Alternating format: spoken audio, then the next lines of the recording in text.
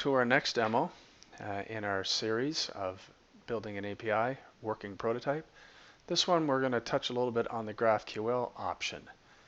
So in our last demo we added in the data type exchange so that you were able to show how you would change a resource for your API and a nested object and change it from just simple types. On GraphQL we're going to give you just an example of how you can prototype GraphQL queries, and mutations are supported as well for the API you've created.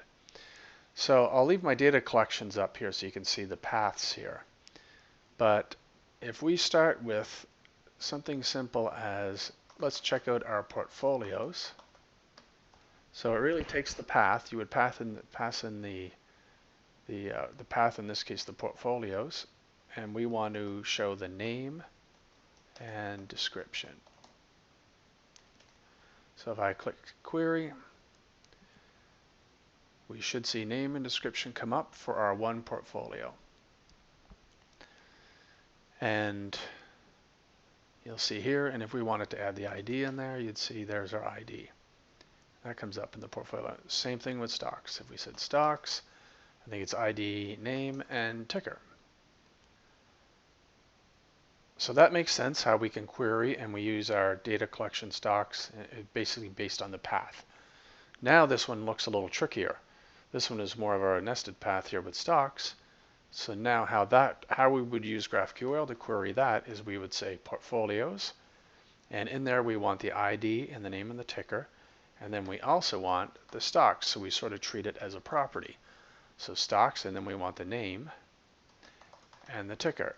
And for this, sorry, that shouldn't be ticker because we don't have, for portfolios we want ID and name, and then for stocks we want name and ticker. And if I click query, you'll see, great, there's my query. And the same thing with best stock. If I put best stock in here, same idea. If I said best stock, let's do this, best stock for single resource paths, you'll see, whoops, we want best stock. There we go, and there's our Tesla. So for deployed, for customers that are out there or users trying out your API, you can go click on beta 3 and you can tell them this is the URL, and let's bring up Postman right quick to show you how we could do this. So I'm going to click on Postman, and you'll see there's our URL, and we use a post, so it's API GraphQL. And you'll see we put in our authorization here as our endpoint key. You'll need to do that. And then click on body and GraphQL. And now we can send a post for that query to see our information. So we queried our portfolios, and we took our name and our stocks, and that was the nested path. If I wanted to add in description, add in a comma, and for the name I want the ticker. I click post.